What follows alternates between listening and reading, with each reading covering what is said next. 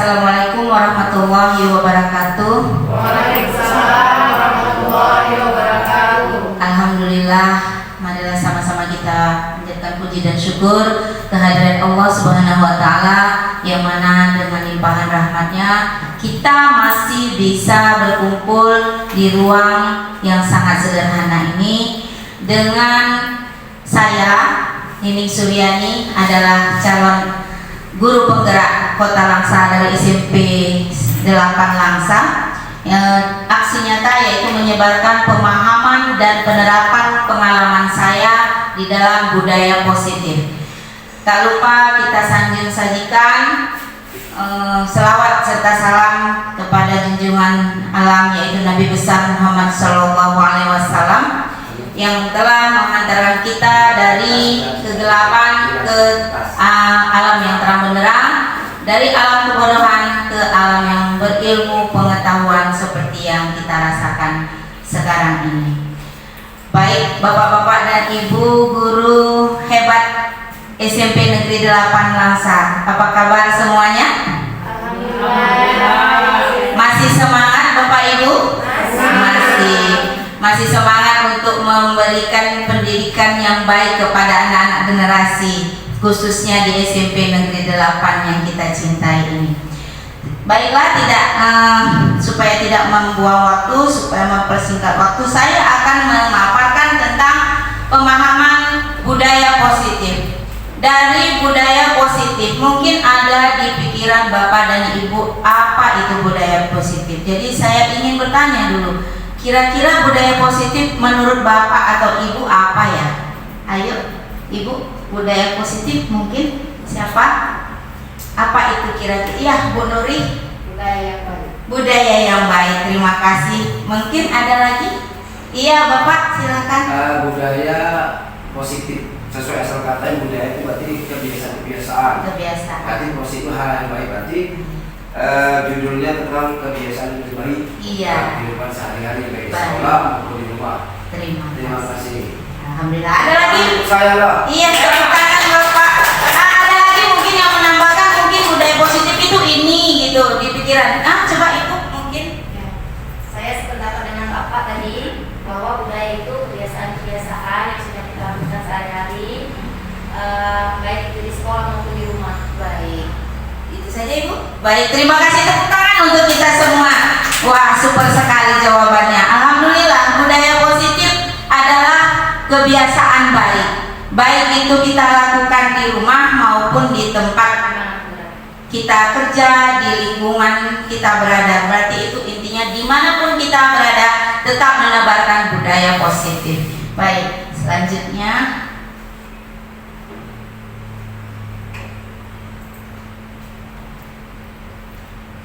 ya, ini adalah Ibu Elidayati sebagai fasilitator, kemudian Ibu Nuriana SPD MPD itu pengajar praktik saya, dan saya adalah calon guru penggerak angkatan 11 Kota Langsa.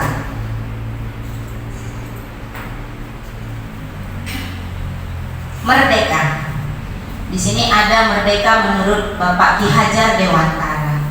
Anak-anak itu sekarang maunya merdeka. Dalam artian merdeka itu bukan sembarang merdeka, mereka bebas ke sana ke sini, tapi menurut Bapak Ki Hajar Dewantara merdeka itu artinya tidak hanya terlepas dari perintah, akan tetapi juga cakap buat memerintah diri sendiri. Jadi tidak hanya merdeka sesuka hati, namun kita sebagai seorang guru itu merupakan penuntun mereka untuk menjadi anak-anak yang bisa tumbuh kembang sesuai dengan kodrat alam dan kodrat zaman. Mereka akan mendapatkan kebahagiaan dan kecerdasan nantinya.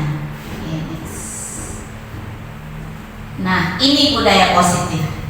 Ada budaya positif itu ada 6. Yang pertama disiplin positif, yang kedua teori motivasi, yang ketiga keyakinan kelas, yang keempat kebutuhan dasar manusia, yang kelima 5 posisi kontrol, dan yang keenam segitiga restitusi. Jadi budaya positif yang keenam ini harus kita jalankan di tempat kita bekerja. Ya khususnya kita ini adalah guru. Guru itu harus memberikan budaya-budaya positif kepada anak-anak didik kita sehingga mereka terarah nantinya. Berjalan itu terarah, tidak lagi menyimpang. Jadi kalau misalnya mereka melakukan kesalahan, mereka akan kembali karena apa? Kita sudah membuat kedisiplinan, keyakinan, ada teori motivasi, kemudian ada kita tahu kebutuhan dasar manusia itu apa, lalu ada 5 posisi kontrol guru, selanjutnya segitiga restitusi yang harus dikuasai oleh guru untuk mengatasi segala masalah yang ada pada murid.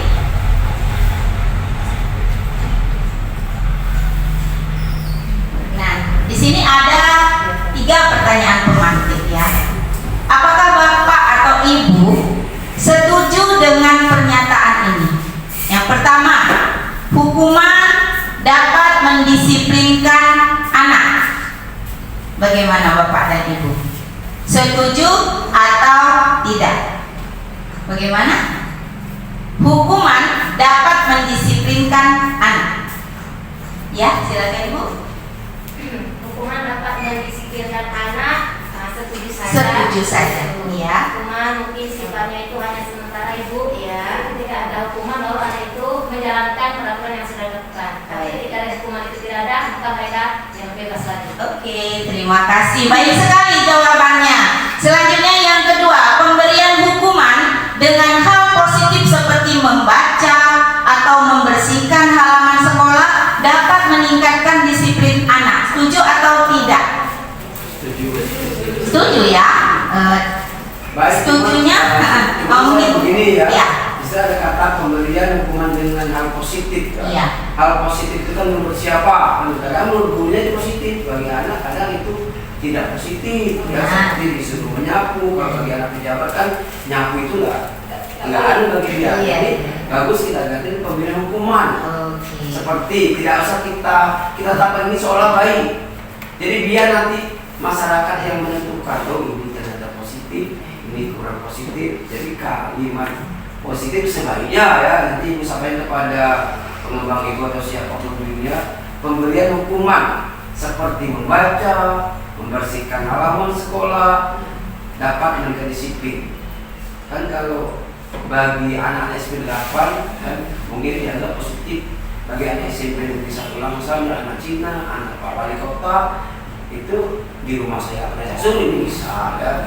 Jadi kata positif coba artinya dihapuskan saja. Iya, berarti ada setuju dan tidak setuju ya. Jadi seolah ini kalau anak kita suruh lari itu negatif pesannya. Iya, benar. Bagi Pak Arwah kan positif kan.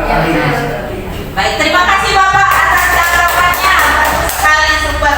Next ya, yang ketiga, memberikan penghargaan dapat meningkatkan motivasi belajar anak. Bagaimana Bapak Ibu yang lain, setuju atau tidak? Setuju. Setuju ya. Memberikan penghargaan dapat meningkatkan motivasi belajar anak. Ya, setuju ya? Oke, setuju. Ada yang nggak setuju? Bukan nggak setuju gini kan? Kan itu teori ya, memberikan penghargaan dapat meningkatkan motivasi belajar anak. Tapi kadang-kadang 1-2 anak ada itu sudah sampai sudah kita kasih duit pun besok buat lagi. Nah, ya kan? Kalau Wira katanya kurang apa gitu ini misal, ya kan? Sampai digaji kena begini, besok buat. Astagfirullahaladzim, istighfar. Baik Bapak, terima kasih. Nah, jadi untuk ketiga pertanyaan ini, pernyataan ini itu ada yang kita katakan setuju dan bisa juga dikatakan tidak setuju. Seperti hukuman dapat mendisiplinkan anak, kemudian pemberian hukum dengan hal positif membaca, membersihkan halaman, kemudian memberikan penghargaan dapat meningkatkan motivasi belajar. Itu sebenarnya kalau kita katakan setuju, setuju saja. Namun dia itu tidak berlaku lama. Kenapa dikatakan tidak berlaku lama? Apabila kita memberikan hukuman itu hanya sementara. Hari ini ia bisa, besok buat lagi, besok cuma disuruh nyapu halaman, kan begitu. Nah, itu dia. Jadi ada dikatakan setuju ataupun tidak setujunya.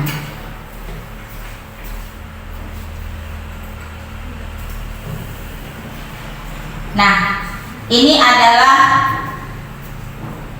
seseorang yang memang pengembang budaya positif untuk modul 1.4 yang baru meninggal sekitar hampir setahunnya, tanggal 26 Agustus tahun 2023. Beliau adalah pengembang untuk modul 1.4 budaya positif dan modul 3.1 pengambilan keputusan berbasis nilai-nilai kebajikan sebagai pemimpin. Apa dikatakan oleh beliau? Kita sebagai pendidik perlu dari awal menciptakan lingkungan budaya positif dari hal-hal yang kecil, bukan dari hal yang besar. Kemudian sehingga anak dapat bertindak dan bertanggung jawab atas tindakannya dapat tercipta. Jadi ini pesan-pesan terakhir dari almarhumah Ibu Diah Samsiati, ya.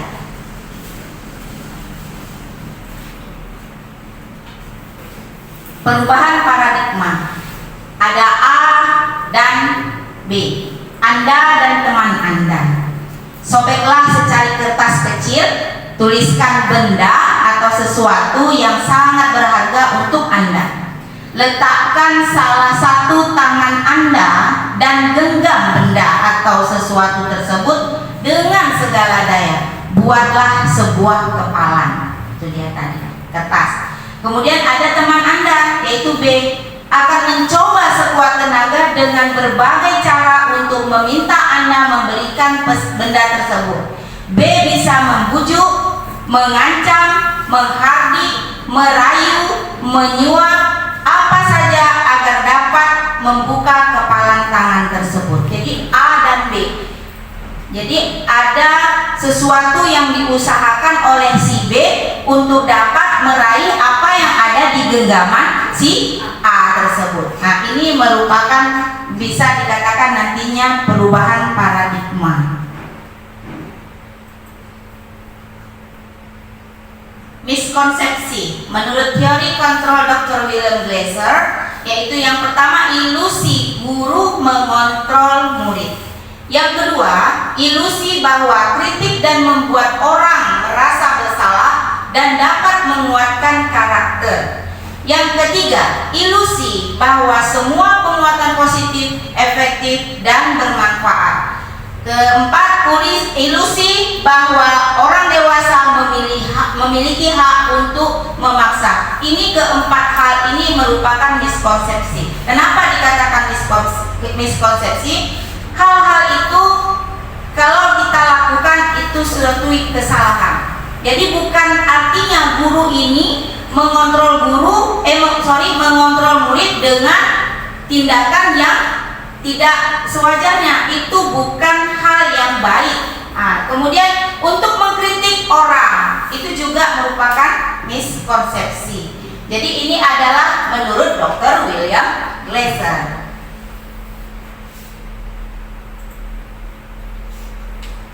Perubahan paradigma stimulus respon, teori kontrol ataupun teori pilihan. Siapa sesungguhnya yang memiliki kontrol? Yang pertama di sini ada dua bagian, stimulus respon dan teori kontrol pilihan. Kita mencoba mengubah orang agar berpandangan sama dengan kita.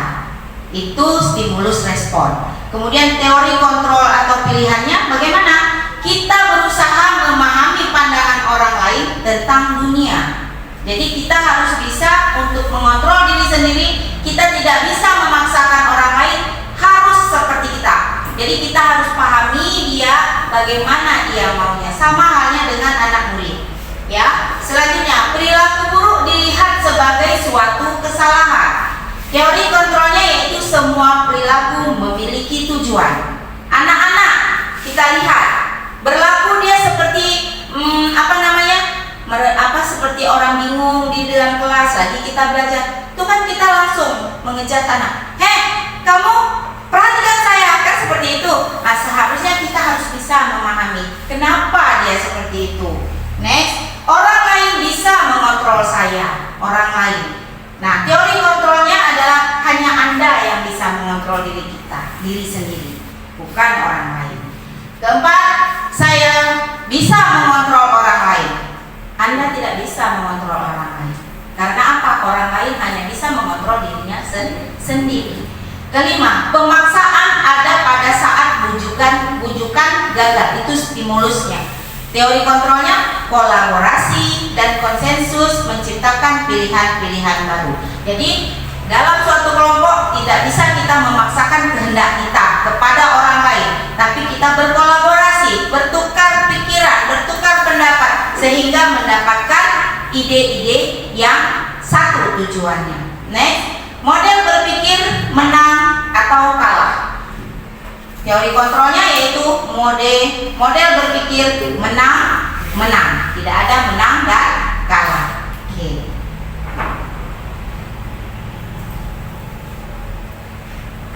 Budaya positif. Ini yang tadi ya. Budaya positif merupakan perwujudan dari nilai-nilai atau keyakinan universal yang diterapkan di sekolah. Nah, seperti saya katakan tadi di awal, budaya positif diawali dengan perubahan paradigma dengan teori kontrol. Di teori kontrol tadi kita tidak bisa memaksakan. Kemudian selama ini barangkali kita sebagai guru, ini kita rasakan sendiri, kita renungi, merasa berkewajiban mengontrol perilaku siswa agar memiliki perilaku sesuai yang guru harapkan. Perwujudannya, guru sering memberikan hukuman kepada siswa yang melakukan kesalahan dan memberikan imbalan terhadap perbuatan baik yang dilakukan siswa. Benar? Benar. Iya, itu benar, itu kenyataan. Jadi nggak usah takut dan ragu, memang itu yang sebenarnya. Kita pasti marah, kita pasti akan hukum anak yang berbuat salah. Kita akan kasih reward kepada anak-anak yang memang berpotensi. Iya.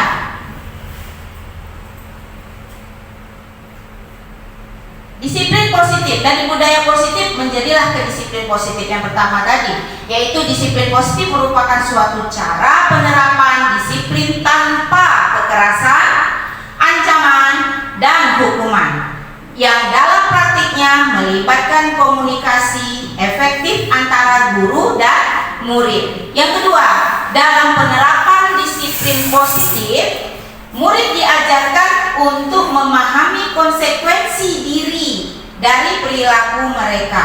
Selain itu, disiplin positif juga mengajarkan murid-murid untuk bertanggung jawab serta rasa hormat dalam berinteraksi di dalam lingkungannya. Selanjutnya, jadi disiplin positif merupakan salah satu cara penerapan disiplin yang bertujuan untuk menumbuhkan kesadaran serta memberdayakan anak-anak untuk melakukan sesuatu tanpa sokokan, ancaman maupun hukuman. Itu kembali ke budaya positif yang saya jelaskan di slide tadi ya. Kita tidak perlu sebenarnya memberikan reward, penghargaan, karena apa? Itu akan menimbulkan dampak negatif kepada yang lain. Asik dia aja. Memang itu untuk meningkatkan motivasi, tapi dia ada dampak-dampak negatif yang timbul nantinya.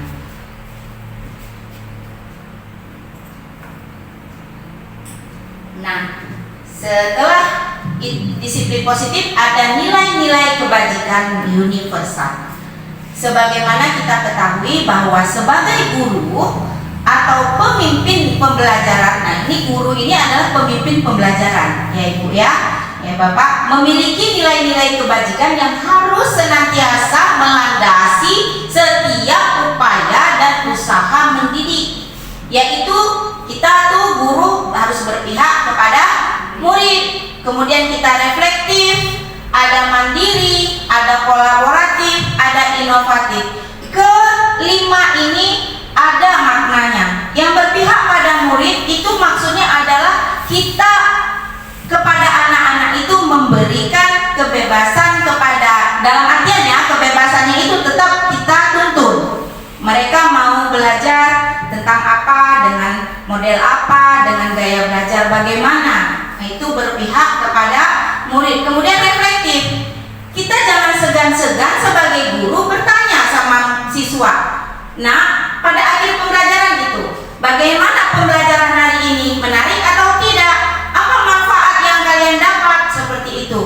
Itu reflektif untuk kita. Kemudian mandiri, guru juga harus bisa mandiri. Kolaboratif kita bisa bersama-sama murid untuk melakukan pembelajaran.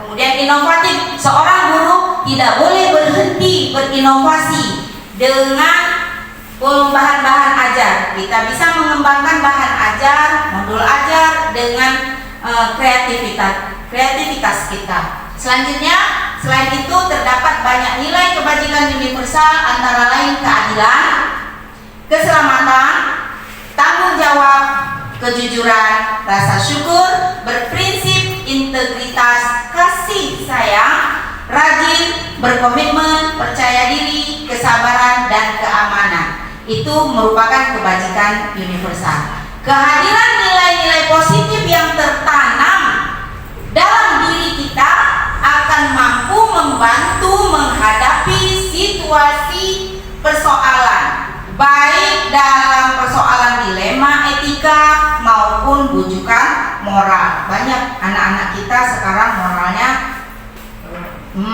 sangat buruk ya, kita bilang. Kemudian nilai-nilai tersebut juga sebagai bahan pertimbangan evaluasi ketika membuat suatu keputusan. Anak-anak zaman sekarang itu moral harus memang kedepankan kita untuk mendidik mereka, karena moralnya itu sekarang zaman gadget ya, mereka lebih senang dengan yang namanya gadget, menuruti apa-apa yang ada mereka temui. Nah itu dia. Oke. Nah, nilai-nilai kebajikan yang ingin dicapai oleh setiap anak Indonesia, bukan hanya kita, tapi anak Indonesia, yaitu mewujudkan murid-murid yang memiliki profil pelajar Pancasila. Ada 6 profil pelajar Pancasila seperti yang terlihat di dalam bagan, namun saya tulis biar paham. Kalau ini kan mungkin nggak kelihatan ya. Profil pelajar Pancasila yang pertama itu anak-anak itu bisa beriman, bertakwa kepada Tuhan Yang Maha Esa, dan berakhlak mulia. Itu paling utama yang harus kita tanamkan kepada anak didik kita. Kemudian mereka bisa mandiri. Yang ketiga, mereka bisa bernalar kritis. Yang keempat, berkebinekaan global. Jadi dia tidak hanya satu suku ini aja, suku Jawa aja, suku Aceh. Jadi berkebinekaan global. Kemudian bergotong royong. Sikap-sikap bergotong royong harus kita tanamkan kepada anak didik kita. Selanjutnya mereka bisa menjadi anak-anak yang kreatif.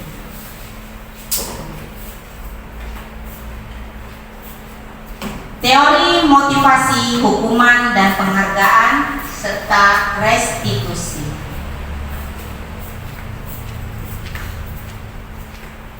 Nah, ada 3 motivasi manusia. 3 motivasi manusia itu untuk menghindari ketidaknyamanan atau hukuman. Benar ya? Kita sendiri aja merasakan itu, nggak mau ada nggak nyaman, nggak mau ada hukuman. Yang kedua, untuk mendapatkan imbalan atau penghargaan dari orang lain. Iya kan? Ada juga di diri kita kan? Nah, kemudian yang ketiga, untuk menjadi orang yang mereka inginkan dan menghargai diri sendiri dengan nilai-nilai yang mereka percayai. Itu 3 motivasi manusia. 3 motivasi ke manusia tadi. Nah, maka akan muncul nanti keyakinan kelas. Keyakinan kelas ini harus kita sampaikan, harus kita buat di dalam kelas kita masuk. Dia tidak hanya dilakukan oleh wali kelas. Guru bidang studi juga harus membuat keyakinan kelas ini. Ya, membuat keyakinan kelas. Mengapa keyakinan kelas? Mengapa tidak peraturan saja? Pertanyaan berikut adalah mengapa kita memiliki peraturan tentang penggunaan helm pada saat mengendarai kendaraan roda 2 ataupun motor? Itu pertanyaan. Kemungkinan jawaban Anda adalah untuk keselamatan. Benar ya? Iya. Pertanyaan berikut adalah mengapa kita memiliki peraturan tentang penggunaan masker dan mencuci tangan setiap saat? Jawaban kita bisa jadi untuk kesehatan ataupun untuk keselamatan. Benar ya? Nah, itu peraturan, bukan keyakinan. Ya? Yes. Nanti dia dapat. Nah, keyakinan kelas itu adalah nilai-nilai kebajikan dan prinsip-prinsip universal yang disepakati bersama secara universal. Bersama siapa? Bersama murid, bersama guru. Nah, lepas dari latar belakang suku, negara, bahasa maupun agama, itu menurut Gosen tahun 1998. Suatu keyakinan yang akan lebih memotivasi seseorang dari dalam, yaitu dari dalam diri, yaitu intrinsik, dan seseorang akan lebih bersemangat untuk menjalankan keyakinan daripada hanya sekedar mengikuti keserangkaian peraturan. Murid-murid pun mereka perlu mendengarkan dan mendalami tentang suatu keyakinan daripada hanya mendengarkan peraturan-peraturan yang mengatur mereka harus begini, harus begitu. Mereka pasti akan bosan, akan jenuh, akan tidak suka. Nah, jadi kalau kita di dalam kelas, kita buatlah itu kesepakatan kelas, kita buatlah keyakinan kelas. Misal nih contoh, kita buat itu asalnya dari diri mereka sendiri, ibu bapak. Kita buat, misalnya keyakinan kelas pakai mau buat apa? Tentang kelasnya aja, harus apa? Jaga kebersihan. Kalau kita buat keyakinan kelas tidak memakai kata negatif ya, tanda petik ya. Kalau kita buat keyakinan kelas harus pakai kata positif. Jangan ada katanya jangan membuang sampah sembarangan, jangan mengganggu teman, jangan seperti itu. Tapi kata positif. Dengan bagaimana? Jagalah kebersihan. Ya, hormati guru. Nah, itu seperti itu. Saling menghargai. Berarti kalau saling menghargai, kadang-kadang anak-anak dia dengan apa? Dibuatnya aja. Jangan suka ngejek-ngejek. Nah, tapi kita buat itu kesepakatan kembali. Nah, kalau kesepakatan kelasnya jangan ngejek-ngejek gimana? Orang tua akan mengerti. Saling menghargai. Kita tulis saja. Nah, makanya akan tempel nanti di situ. Nampak dia keinginan mereka tuh gimana? Iya, tanggung jawab, disiplin semua. Nah, kalau anak melenceng, kita kembalikan. Coba kamu lihat, ini apa yang kalian buat? Ya, misalnya nggak buat PR nih, nah, berarti kan ketanggung jawab, disiplin. Apa yang kalian buat? Ada nggak di sini? Kan gitu. Maka mereka akan kembali. Insya Allah bersama-sama kita akan mewujudkan anak yang bertanggung jawab. Bertanggung jawab. Next ya.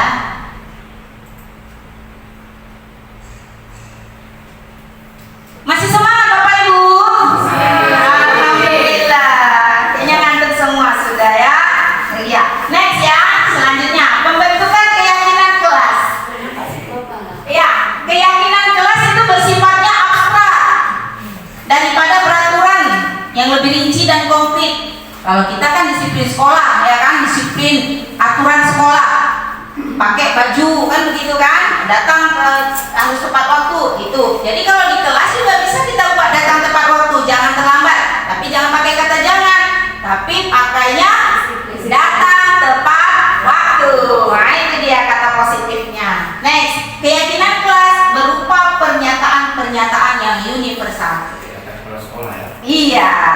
Oke. Next, yang ketiga, pernyataan keyakinan kelas senantiasa dibuat dalam bentuk positif seperti hal yang saya bilang tadi ya. Keyakinan kelas hendaknya tidak terlalu banyak sehingga mudah diingat dan dipahami. Seperti ini ada contoh nih.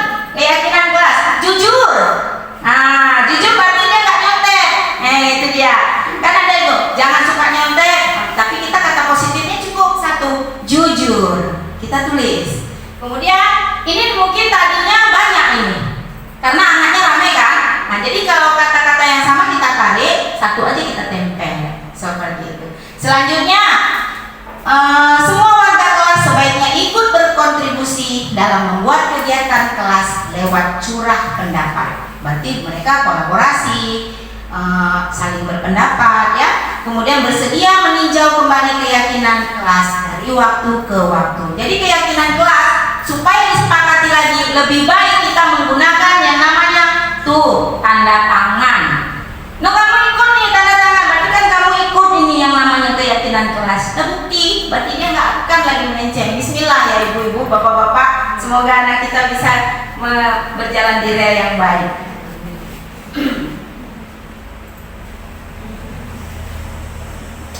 Peraturan keyakinan. Di sini ada peraturan nih. Selalu kembalikan buku ke tempatnya.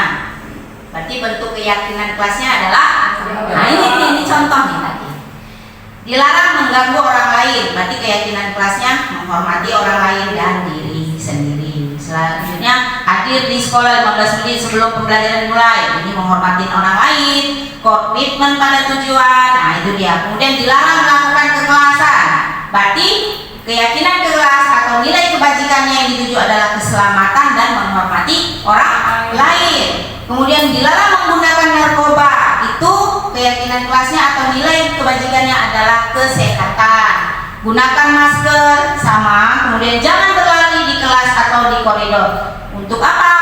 Keselamatan dan keamanan. Itu merupakan peraturan dan keyakinan kelasnya. Itu sudah dapat ya gambaran. Nah, di sini ada dokumentasi pembuatan keyakinan kelas yang sudah saya buat. Ya, yang pertama saya mengarahkan apa itu keyakinan, apa itu peraturan ya. Kemudian ini ada anak-anak menulis apa yang ada di pikiran mereka.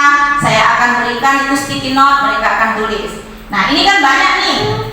Ini banyak nih jadinya kan tadi. Nah, ini beberapa anak sudah menempelkan. Kemudian kita bacakan ada beberapa yang sama, kita cabut, tempellah satu-satu. Jadi sehingga dapatlah tinggal 8. Kebetulan ini ada keyakinan kelas di 81. Ya.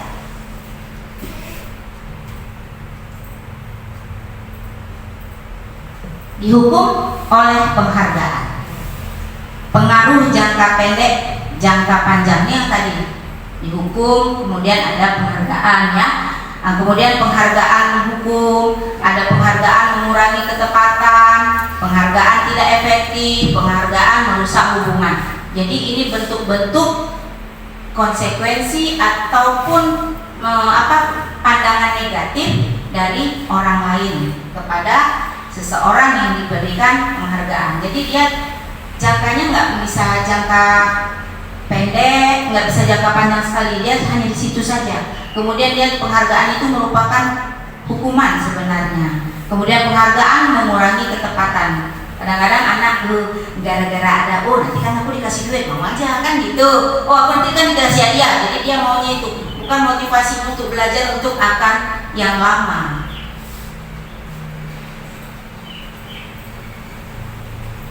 Hukuman dan konsekuensi. Hukuman dan konsekuensi. Sama nggak ya Bapak Ibu? Sama nggak ya? Beda ya Bapak? Iya, gimana ya bedanya Pak? Boleh diceritakan sedikit? Kalau menurut saya ya Bu, hukuman itu dia diakibatkan dari adanya suatu kesalahan yang dilakukan. Kalau misalnya konsekuensi itu merupakan dampak dari apa yang sudah kesalahan yang dilakukan gitu. Berarti itu ada beda hukuman dengan konsekuensi. Baik, terima kasih kepada Pak Reza yang telah memberikan tanggapannya. Kita lihat selanjutnya. Nah, di sini kegiatan pemantiknya ada baca kasus di bawah. Ya, ada IPA kurang menguasai pelajaran matematika. Sehingga pada saat pelajaran tersebut berlangsung, dia lebih banyak diam atau menggambar di buku pelajarannya. Pada saat guru matematikanya, Pak Seno nih namanya, menanyakan pertanyaan, IPA menjadi gugup dan tak sengaja menjatuhkan tasnya dari kursi karena saking gugupnya. Serta tiba-tiba menjadi gagap pada saat berupaya untuk menjawab pertanyaan dari Pak Seno. Seluruh kelas pun tertawa melihat perilaku IPA yang berbicara tergagap dan terkejut tersebut. Pak Seno pada saat itu membiarkan teman-teman IPA mentertawakan IPA yang tergagap dan malu luar biasa. Dan malahan minta IPA untuk maju ke depan. Udah diketawain, dia disuruh maju ke depan, berdiri di depan kelas sambil menunjuk hidungnya karena tidak bisa menjawab pertanyaan Pak Seno. Kelas makin gaduh dan anak-anak pun tertawa melihat IPA di depan kelas memegang ujung hidungnya. Apakah, ini pertanyaannya, apakah Anda setuju dengan tindakan Pak Seno terhadap IPA? Enggak. Oh enggak. Kenapa Bapak? Karena IFA-nya jadi bahan ini ya, tertawaan dari teman-temannya. Jadi Pak Senoni membuat IFA jadi merasa malu gitu teman-temannya. Oke, baik. Alhamdulillah, terima kasih Pak. Selanjutnya yang kedua, menurut Anda tindakan Pak Seno terhadap IFA adalah sebuah hukuman atau konsekuensi? Hah? Hukumannya kenapa? Kenapa? Tadi bilangnya hukuman. Ayo, kenapa? Boleh, Ibu? Silakan Ibu. Ira. Kalau menurut saya itu merupakan hukuman karena si Iva tidak bisa mengikuti pelajaran matematika dan tidak mengikuti pelajaran tersebut, asik bermain dengan menggambar di Meja ya? di meja. Di bukunya ya. Akhirnya Pak Seno memberikan sebuah hukuman. Sebuah hukuman. Maka itu disebutkan hukumannya. Iya. Baik, terima kasih atas jawaban dari Ibu yang super sekali. Selanjutnya ya Bu, kita lihat perbedaan hukuman dan konsekuensi. Jadi nanti nampak nih hukuman atau konsekuensi yang dilakukan oleh Pak Seno kepada IFA. Nah, hukuman bersifat tidak terencana, tiba-tiba. Kemudian dua, bersifatnya satu arah. Ketiga, bersifat fisik, psikis, verbal ataupun non verbal. Konsekuensi sudah terencana. Kedua, sudah disepakati. Ketiga, diberikan berdasarkan suatu data yang umumnya dapat diukur. Yang keempat, murid tetap dibuat tidak nyaman untuk jangka waktu pendek tidak panjang. Selanjutnya 5, guru memonitor murid. Nah, dari yang perbedaan hukuman dan konsekuensi untuk Pak Seno kepada IPA yang mana? Hukuman. Hukuman ya? Iya. Jadi kan guru nggak jualan 3 hari itu konsekuensi, bukan hukuman ya. Iya. Oke. Iya. Iya Pak.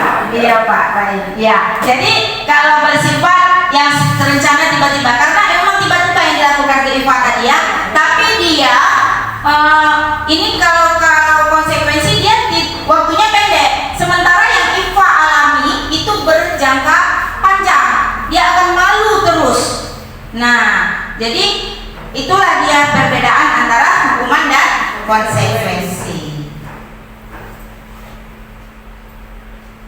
Tindakan guru, kemudian hukuman atau konsekuensi. Ini kita coba jawab ya. 1. Mencatat 100 kali di dalam buku kalimat saya tidak akan terlambat lagi. Ini karena gara-gara datang terlambat. Karena terlambat ke sekolah. Hukuman atau konsekuensi? Hukuman. Oke. Lari mengelilingi lapangan basket 2 kali karena terlambat hadir sekolah. Konsekuensi. Konsekuensi ya. Oke. Ketiga. Ini saya itu terima dulu. Iya. Murid diminta untuk push up 15 kali karena tidak menggunakan masker ke sekolah. Konsekuensi. Menggantikan kertas tugas teman yang telah dicoret-coret. Konsekuensi. Hukuman, konsekuensi. Oke. Pegang jawaban masing-masing ya. Next, membersihkan tumpahan air di meja tulis karena tersenggol pada saat belajar. Hukuman. Ya. Iya. Murid disuruh untuk mengenakan sepatu seharian di sekolah karena tidak mengenakan sepatu hitam. Berarti dia tidak dikenakan sepatu, maksudnya itu ya, menanggalkan sepatu. Nah, itu apa tadi? Konsekuensi. Yang selanjutnya terakhir, lari mengelilingi lapangan basket 2 kali karena terlambat 10 menit untuk belajar ke yoga. Tanya Pak Armai. Iya, Pak Armai gimana Pak Armai? Konsekuensi itu. Konsekuensi ya. Oke. Nah, terima kasih jawabannya ya. Sudah melakukan satu tindakan kurang bagus kan? Oh begitu ya Pak. Jadi apa Pak? Konsekuensi ya Pak ya. Oke. Dikit ya. Ya, kita lihat, kita cek. Nah, siapa yang benar, siapa yang masih salah? Oke ya, nggak apa-apa. Bukan salah benarnya, tapi kita itu merupakan hukuman. Selanjutnya lari mengelilingi lapangan karena terlambat hadir ke sekolah, itu kenapa hukuman? Karena itu merupakan peraturan sekolah, ya, disiplin sekolah. Selanjutnya murid diminta push up 15 kali, itu merupakan hukuman, ya. Menggantikan kertas tugas teman yang telah dicoret-coret, itu konsekuensi. Kenapa? Kenapa dia dicoret-coretnya? Ya kan harus tanggung jawab. Membersihkan tumpahan air kesenggol, itu merupakan tanggung jawab. Sama halnya kalau anak kita ajarkan jatuh air, ambillah nak, lah, kan diajarkan untuk tanggung jawab. Jadi konsekuensinya itu. Murid disuruh tidak mengenakan sepatu harian karena tidak mengenakan sepatu hitam, itu hukuman. Itu merupakan disiplin sekolah ataupun aturan, ya. Selanjutnya yang terakhir, ya, Pak Pejok tadi, ya, konsekuensi, ya Pak. Iya, selamat untuk Bapak, benar rupanya. Tuh, kayaknya selalu dilakukan seperti itu, ya, kalau misalnya ada kesalahan sedikit, ya.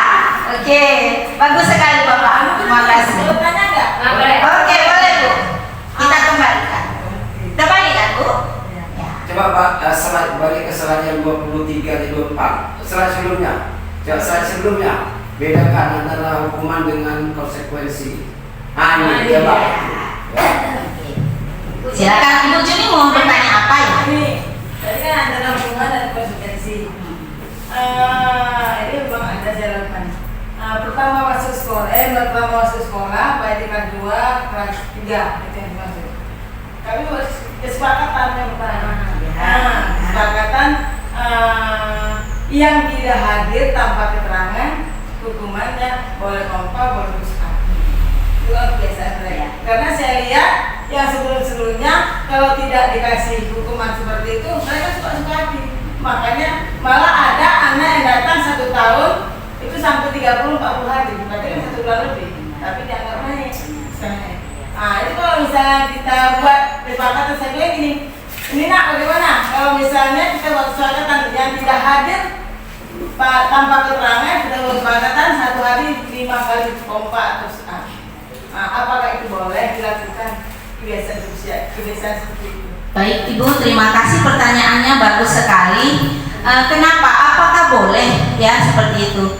Nah, saya mau bertanya dulu sama Ibu nih. Kan kita buat kesepakatan nih, anak-anak udah setuju. Anak yang nggak hadir, apa begitu, ya? Apakah ada pernah Ibu tanyakan kembali ke anak tersebut kenapa tidak hadir gitu? Ada.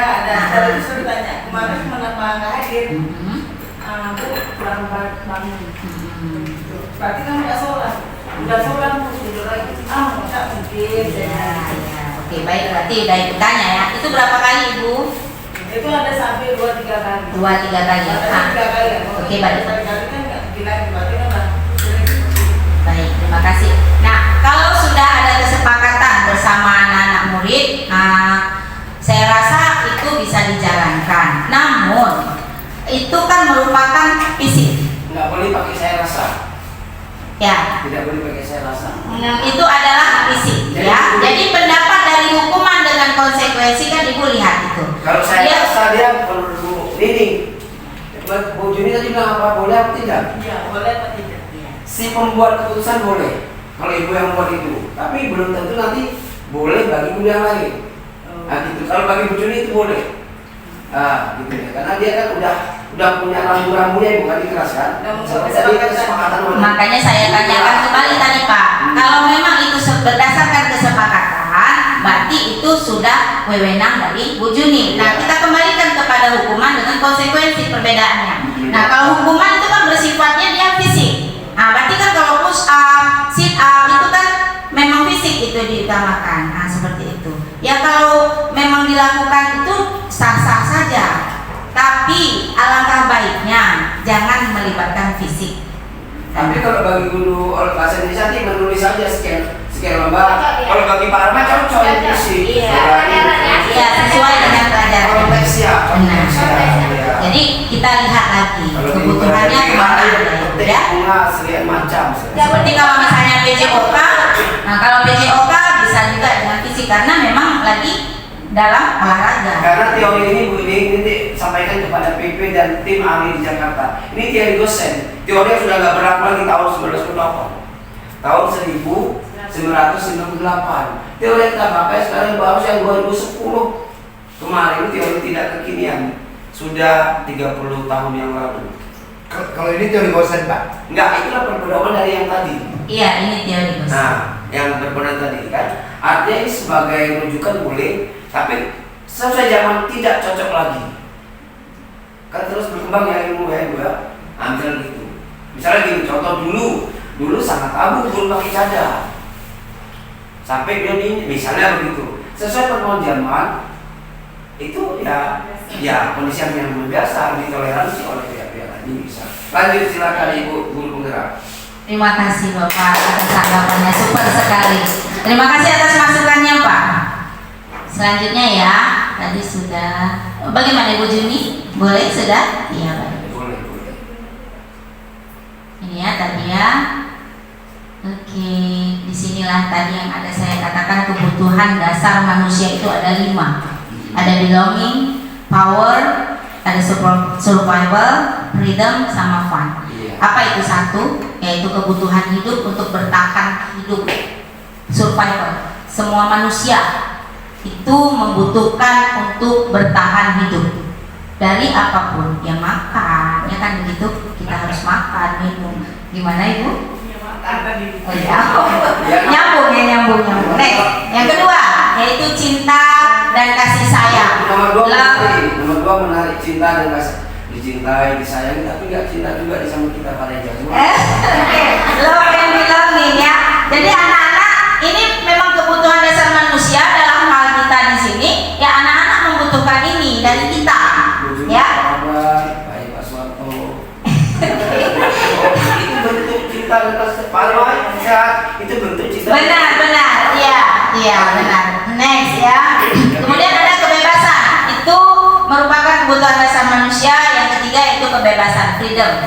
Next yang number 4-nya yaitu kesenangan, fun. Jadi kebutuhan dasar manusia itu tidak hanya bekerja, tapi juga harus senang-senang. Capek kerja juga harus senang. Healing kan gitu kan? Sesekali juga kita nanti minta sama bapak kepala sekolah kita ya healing ya. Gimana ya? Angkat aja di sini nggak ada bapak kepala sekolah. Versinya kan beda-beda. Saya rencananya akan menonton Pekan Olahraga Nasional untuk kesenangan. Berarti kita bakalan di bawah ya. Ya. Next ya yang kelima. Iya, oke. Kekuasaan itu power. Pasti itu manusia maunya pasti ada kepinginnya yang mau jadi orang yang super, mau jadi orang yang berkuasa, itu ada tuh. Ya paling tidak gini, misalnya gubernur di rumah tangganya. Iya benar, ini saya sampaikan itu harus gitu. Kita sebagai guru rumah tangga ya otomatis menguasai anak-anak ya, bukan menguasai dalam arti kita harus menjajah, enggak, dalam mendidik mereka ya. Perhatikan kasus berikut ini. Ibu Ani, guru kelas 5 di SD Pelita Hati, sedang bingung menghadapi ulah salah satu murid di kelasnya, si Agus.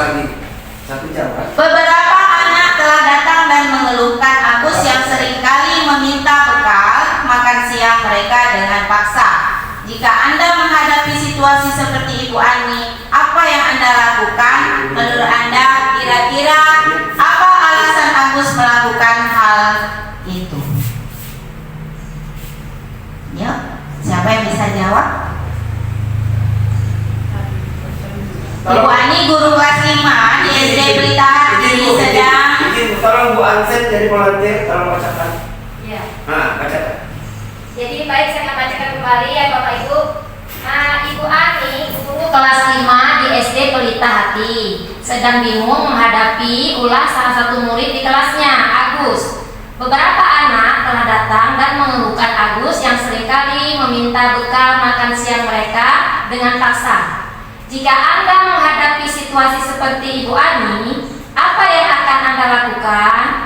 Menurut Anda, kira-kira apa alasan Agus melakukan hal itu? Ya baik, saya jawab. Kalau saya jadi Bu Ani, ya saya tentu harus dekati Agus. Kalau tidak kita dekati Agus, kita tidak akan tahu apa alasannya dia mengambil bekal sahabatnya. Agus dengan cara apa? Dekati sebagai anak, bukan kita sebagai guru. Jadikan dia orang tua, kita sebagai orang tuanya. Agus ini Bu, kenapa Agus belum sarapan? berikan sesuatu apa yang ada pada kita. Nanti kan dia akan jawab, Bu, saya, Mama nggak masak di rumah. Benar sekali. Saya nggak ada uang jajan. Alasan Agus hanya tahu dari mulut si Agus. Nggak boleh kita berasumsi sendiri. Demikian saja, terima kasih. Benar sekali, bagus sekali, baik, terima kasih Pak. Nah, menurut pendapat Bapak, kira-kira teman-teman bisa menanggapi nggak? Masuk kemana kebutuhan dasar manusia tadi? Yang 5 loh. Pertama. Oke, kita kembali ya. Udah tahu ya? Kan Bapak mengatakan, nah yang mana? Pertama hidup. Bertahan hidup. Kemudian apa lagi? Cinta dan kasih sayang. Dia butuh perhatian itu. Kadang-kadang dia nggak perlu juga sebenarnya ngambil makanan orang. Dia ada, tapi dia butuh perhatian gitu. Mungkin di rumah mamanya memang nggak masak. Nah, jadi dari situlah ada datangnya dari kita. Nyambung sedikit lagi Bu nih. Yes. Bu Ansel, Ya. Bu Ira, ini seandainya Agus itu anak Bu Ira, bukan anak Bu Ansel. Dibuat begitu oleh Bu Ani, bagaimana perasaan ibu sebagai orang tua? Ya senang Pak. Senang. Jadi kita harus seperti itu jadi guru. Artinya begitu, ya. Nah, oke. Baik, terima kasih Pak. Ya. Ini ada perhatian ya Pak. Iya, perhatian, benar. Dalam konteks penerapan disiplin positif, Ibu Ani sebaiknya mencari tahu alasan. Ini seperti yang dikatakan oleh Bapak tadi, bahwasanya kenapa? Karena dia lapar, orang tua yang nggak bawa bekal, inilah ya. Harus, iya. Ada contekan kali nggak tuh Pak? Ya. Oh enggak ya? Karena sudah pernah dilakukan ya Pak, sudah sering melakukan hal-hal itu. Sejak tahun 86. Iya, harus kita mendekati murid yang memang bermasalah. Kita tidak bisa asal tuduh, asal ngejudge, nggak boleh. Kita harus tahu latar belakang, background daripada anak tersebut melakukan tindakan tersebut.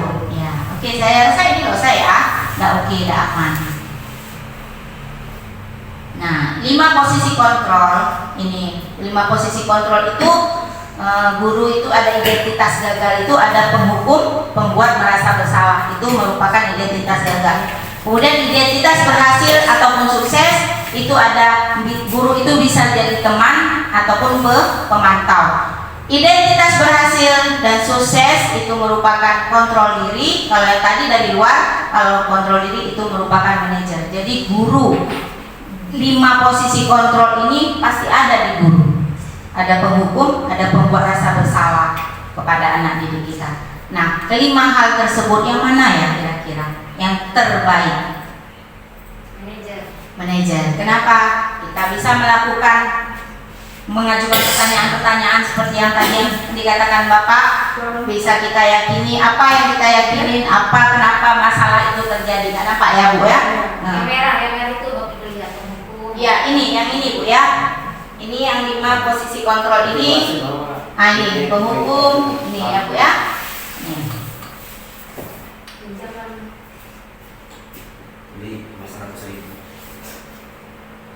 Nah, restitusi. Jadi disinilah restitusi itu proses menciptakan kondisi bagi murid untuk memperbaiki kesalahan mereka sehingga mereka bisa kembali pada kelompok mereka. Dengan karakter yang lebih kuat, restitusi juga merupakan proses kolaboratif yang mengajarkan murid untuk mencari solusi dari masalah-masalah mereka dan membantu murid berpikir tentang orang seperti apa yang mereka ingin, yaitu menjadi tujuannya, kemudian tujuan mulia, dan bagaimana mereka harus memperlakukan orang lain. Nah, itulah tadi ya, di posisi yang manajer tadi. Jadi manajer tadi ini kita sebagai guru, kita harus melakukan restitusi. Ya, ada namanya segitiga restitusi nantinya. Nah, sedikit lagi ya Bapak Ibu. Nah, di sini 9 ciri restitusi. Apa saja? Bukan untuk menebus kesalahan, namun untuk belajar dari kesalahan. Itu cirinya. Kedua, memperbaiki hubungan. Yang ketiga, tawaran, tapi bukan paksaan. Yang keempat, restitusi menuntun anak untuk melihat ke dalam diri. Kelima, restitusi mencari kebutuhan dasar yang mendasari tindakan mereka. Restitusi diri adalah cara yang paling baik untuk memperbaiki diri. restitusi fokus pada karakter, bukan tindakan. Yang ke-8, restitusi fokus pada solusi. Yang ke-9, restitusi mengembalikan murid yang berbuat salah pada kelompoknya. Jadi itu restitusi. Nah, di sini ada segitiga restitusi yang saya katakan tadi. Ini 3 ya. Yang pertama, menstabilkan identitas. Kedua, validasi tindakan yang salah. Yang ketiga, menanyakan keyakinan. Dalam hal ini peran guru atau orang tua. Nah, kita sebagai orang tua juga bisa melakukan segitiga restitusi ini untuk anak. Ya, tidak boleh langsung kita, oh ini gini. Nah, jadi kita tarik dulu anaknya, kita dudukkan 4 mata. Nah, sangat penting untuk menciptakan kondisi yang membuat murid atau anak bersedia menyelesaikan masalah dan berbuat lebih baik lagi dengan berkata, semua orang pasti berbuat salah. Ibu juga pernah buat salah, seperti itu. Nah, kemudian bukan kita harus mengatakan kamu harus lakukan ini, kalau enggak nanti begini. Jadi kembalikan ke si anak tersebut. Nah, di sini saya sudah melakukan yang namanya segitiga restitusi dalam penyelesaian masalah. Yang pertama yaitu ini nampak ya Bapak Ibu, ini Arsya adalah anak yang tidak memperhatikan tidak memperhatikan waktu pelajaran. Ya, keduanya juga sini, ini ada 2 orang murid, itu juga saya panggil. Saya menyelesaikan masalah mereka dengan segitiga restitusi tersebut.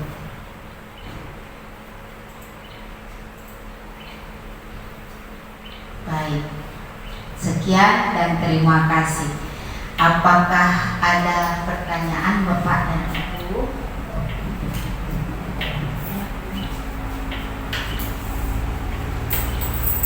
Saya masukkan saja. Baik, Ini Bapak. boleh masukkan boleh? Boleh Pak, masukkan kan nggak mesti dengan pertanyaan, masukkan. Berarti ini artinya untuk kita semua, juga untuk Pak Suwarto, itu lebih mudah juga ya. Jadi kan slide ini ada 26 untuk slide-nya. 35 Slide-nya itu 35 slide ya, termasuk untuk Bu Arsa nanti yang akan diseminasi ke Jadi kan di sini kan ada beberapa ungkapan ya. Saya fokus pada diskriminasi dan restitusi ya. Jadi usahakan ketika kita menampilkan misalnya slide 5 lah, kita butuh volunteer. Ajak, coba Pak Reja, coba Bu Juni, coba Bu Nur, suruh mereka baca. Bu Nur cukup mengarahkan saja. Nah, jadi nanti tidak artinya bukan berarti ini 1 arah, ini sudah 2 arah, sudah baik. Artinya Bu Nur minta kesediaan seseorang menjadi volunteer, menjadi pembantu Bu Nur, mau membacakan. Iya, seperti tadi saya praktek. Bu Ansen coba jadi volunteer, jadi buatan bahasa. Bu Ansen membacanya. Libatkan juga saudara Armai. Jadi fokus dia pada HP akan beralih ke slide gitu. Baik Pak. Ya, kemudian yang kedua, ajak orang berpikir apa sih itu restitusi. Bu Juni, do you know apa itu restitusi? Apa? Nah, yang nggak tahu. Jadi ajak dulu orang, ajak. Karena ini kan istilah baru ada ya bagi orang-orang tertentu, termasuk di Pak Suwarto. Cuma kan nggak mungkin saya buat apa itu buat klub 1 pandang. Ya, Bu Ira, paham restitusi? Nah, Pak Armai. Nah, jadi kan restitusi itu usaha kita memperbaiki siswa. Nah, di sini ada segitiga ditampilkan. Kita nanti tidak harus mungkin bisa segi 4 segi. Upaya memperbaiki siswa. Jadi itu restitusi upaya ya Bu ya. Usaha lah paling tidak. Ini tadi sudah untuk menciptakan kondisi Bahasa asing yang sudah diambil menjadi bahasa Indonesia. Indonesia. Karena sering digunakan seolah-olah ini bahasa Indonesia. Sehingga apa itu segitiga kita sudah tahu lah sebenarnya. Kita bangun restitusi apa? Jadi ada bentuk segitiga upaya kita membangun siswa ke arah sehingga dia kalau dia terasing bisa menjadi berkumpul kembali, kalau dia bandel bisa menjadi lebih baik, kalau asa tadi malas menjadi. Jadi klub ya, kita sudah punya restitusi itu ada upaya kita. Ya, untuk menciptakan model. Itu. Ya. Ibu Juni sudah pakai restitusi, tepuk tangan kita semua. Cukup, terima kasih. Terima kasih Bapak atas masukannya. Sangat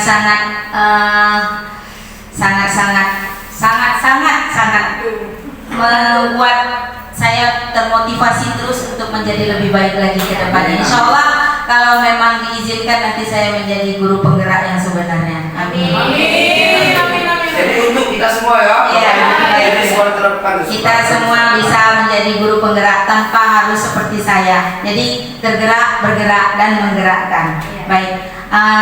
Tidak ada lagi. Saya rasa cukup sekian. Alhamdulillah, terima kasih atas support, atas dukungan Bapak dan Ibu teman guru semuanya. Saya akhiri dengan Assalamualaikum warahmatullahi wabarakatuh. Waalaikumsalam.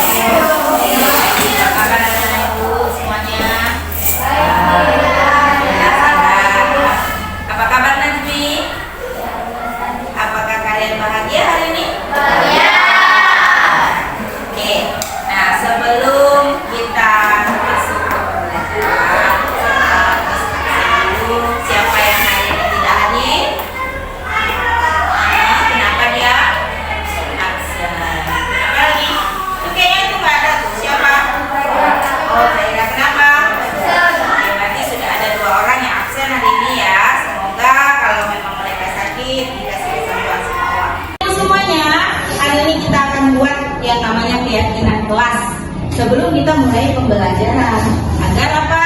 Pembelajaran kita nantinya akan aman dan nyaman serta tertib. Nah, keyakinan kelas sama peraturan kelas itu berbeda. Kalau keyakinan kelas itu datangnya dari diri sendiri. Keinginan kita gimana di kelas ini? Keinginan belajar kamu gimana di sini? Jadi itu sepakat sama apa-apa yang kalian kasih pendapatnya. Nah, kalau peraturan itu datangnya dari ibu sendiri. Itu misalnya ibu bilang harus datang, harus ditulis, itu memang datang dari ibu, bukan kesepakatan bersama. Nah, jadi ibu mau supaya aman, nyaman, tertib kita di dalam kelas waktu belajar, maka kita buat sama-sama yang namanya keyakinan kelas. Nah, keyakinan kelas itu yang bagaimana, Bu? Nah, ada nggak yang bertanya seperti itu? Ada tentunya. Keyakinan kelas itu harus pakai kalimat yang positif, bukan kalimat negatif. Negatif itu istilahnya ada kata jangan. Jangan buang sampah sembarangan. Jangan menyontek. Nah, jangan kita pakai dengan kata-kata negatif, tapi pakailah dengan kata-kata positif. Misal, jangan datang terlambat, kita rubah menjadi ya datang tepat waktu. Misalnya ada yang mengejek, itu bagaimana? Jangan mengejek teman. Jangan ada pakai jangan, gimana? Iya, pintar sekali. Berarti bisa ya. Boleh juga kita pakai dengan kata disiplin, saling menghormati. Kalau guru lagi nerangkan, jangan ribut. Nah, gimana bilangnya? Ayo, ya. Menghargai guru atau perhatikan guru sedang mengajar, boleh kalian tulis di situ. Paham? Nah, ini nanti akan ibu bagikan yang namanya sticky note. Ditulis di situ satu saja keyakinan kelas yang memang ada di diri kamu. Ya, kita buat di situ nanti tanggung jawab terserah yang mana. Oke, bisa? Nah, saya akan bagi sticky note-nya. Kemudian kalian tulis di saku ini, lalu kita tempel di sana.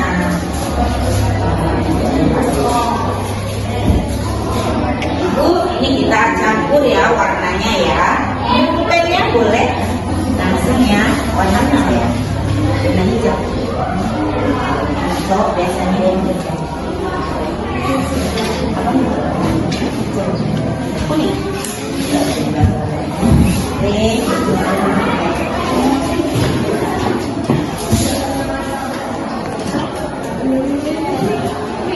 satu aja ya. Warna kuning.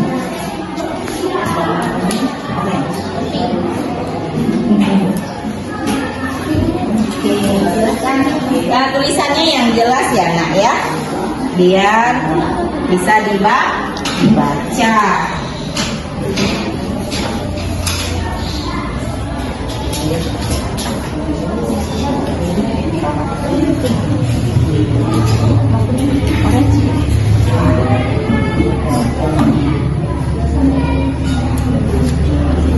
Gimana?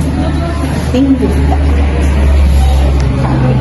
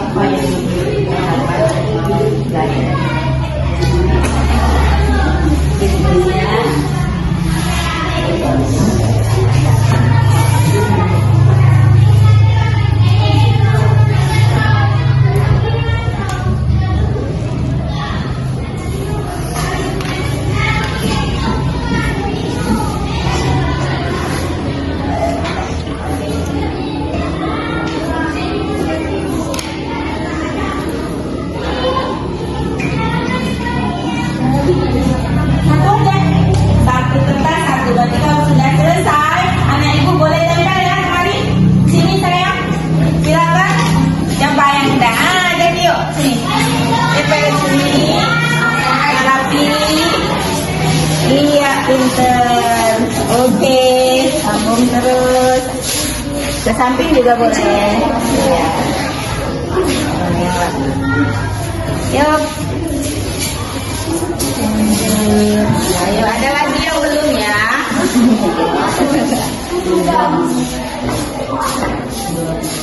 Oke, ada lagi. Bang Raffi. Oke, silakan.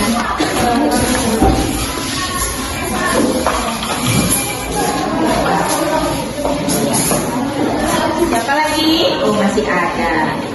Ke bawah juga boleh.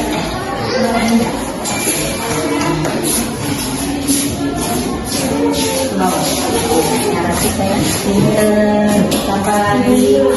Masih ada.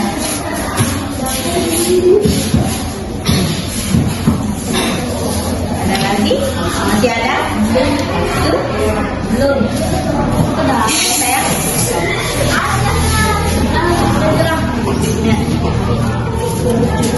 Baik, terima kasih sudah. Oke, alhamdulillah anak-anak ibu sudah buat tempat-tempat. Nah, sekarang saya akan bacakan apa yang sudah kalian buat, keyakinan kelas. Dan keyakinan kelas yang sudah kalian buat harus komit kalian harus patuh dengan keyakinan kelas yang kalian buat sendiri, nggak boleh dilanggar. Apabila agak melenceng, maka kembali lihat keyakinan kelas. Oh, seperti ini, balik lagi ke arah yang baik. Yuk kita baca ya.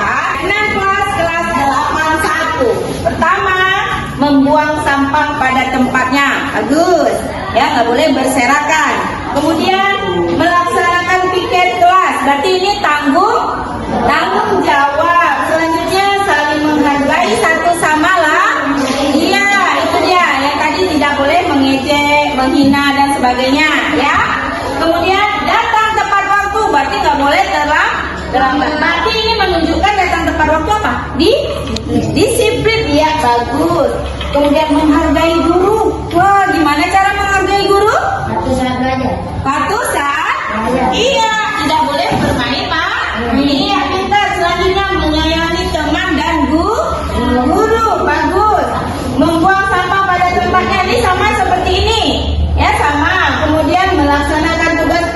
ini nanti kita cabut cukup satu aja, jadi nggak banyak-banyak. Intinya sama. Kerjakan tugas tepat waktu, bagus. Itu menunjukkan rasa tanggung jawab. Selanjutnya disiplin dalam belajar, bagus sekali. Menghargai guru, ini berarti udah ada 1, 2. Datang tepat waktu juga sama, ini juga datang tepat waktu, mengerjakan tugas tepat waktu. Berarti ini bisa kita cabut, yang sama tempel 1 aja, cukup? Bisa? Setuju? Setuju. Nah ini juga kita cabut, kemudian ini juga sama. Menghargai guru, ini juga sama, sudah. Membuang sampah pada tempatnya juga sama. Kerjakan tugas tepat waktu, berarti kita tempel di sini ya. Disiplin dalam belajar, ya ini. Oke, tinggal ada berapa ini? Ada 8. Keyakinan kelas 3. Ini sama semua, bukan dibuang, berarti sudah ada di papan. Paham kan? Nah, setelah keyakinan kelas anak-anak ibu buat, kalian harus juga menandatangani keyakinan kelas yang kalian buat. Di mana? Nah, kalian buat di sini, ya. Kalian saya panggil, tanda tangan ya.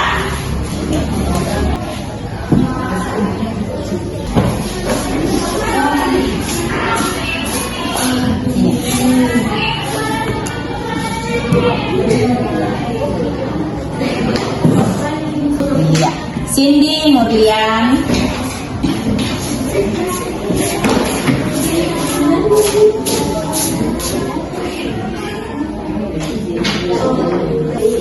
Muhammad Zaki. Wahyu.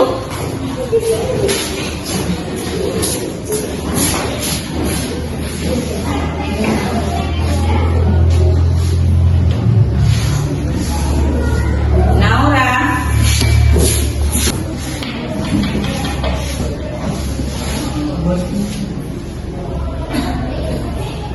Alvan Faidus.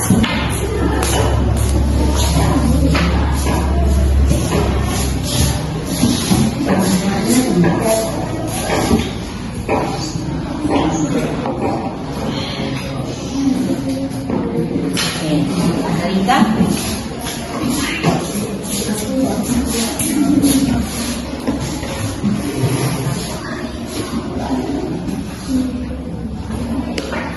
Anissa.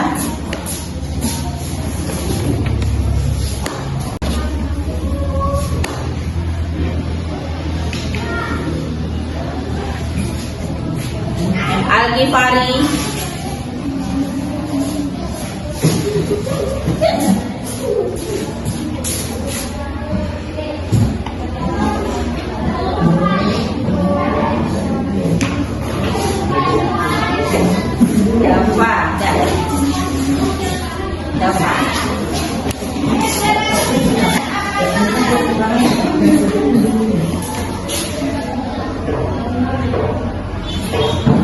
Najmi Al-Ghifari.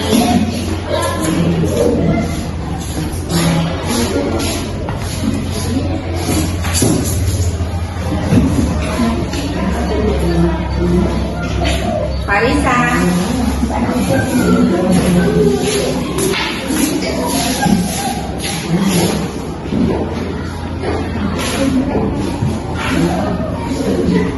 Maulani.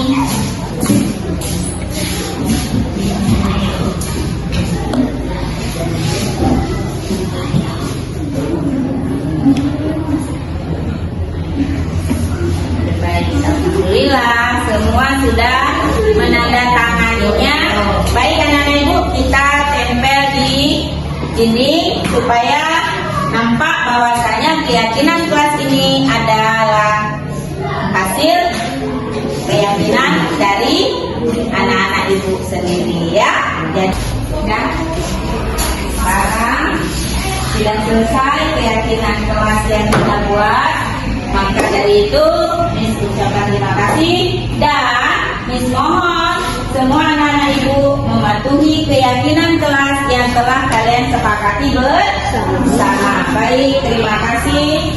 Selesai kita pakai keyakinan kelasnya. Sekarang kita bisa lanjut ke pembelajaran, masuk ke materi pelajaran. Tepuk tangan untuk kita semuanya.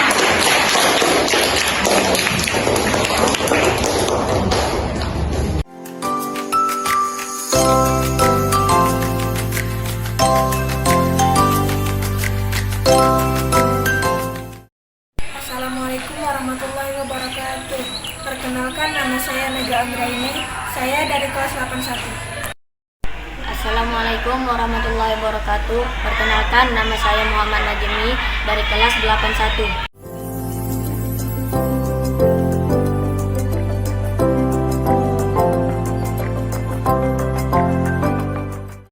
Senang sekali. Senang sekali.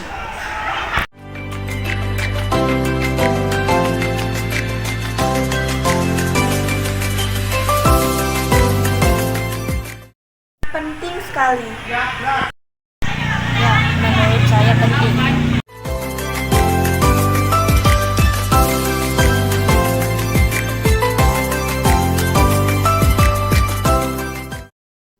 Karena meningkatkan kedisiplinan kelas dan menumbuhkan rasa tanggung jawab. Karena meningkatkan kedisiplinan dan tanggung jawab.